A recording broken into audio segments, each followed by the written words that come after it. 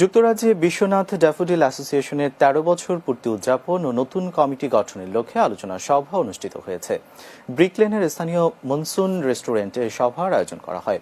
সংগঠনের সভাপতি আহমদ আল জাকিরের সভাপতিত্বে অনুষ্ঠানটি পরিচালনা করেন সাধারণ সম্পাদক মোহাম্মদ আল আমিন। এতে প্রধান অতিথি ছিলেন লন্ডন বারা অব টাওয়ার হ্যামলেটের ডেপুটি মেয়র সিরাজুল ইসলাম। বিশেষ অতিথি ছিলেন ব্যবসায়ী শামসুদ্দিন তালুকদার শামস ও আবুল কয়েস।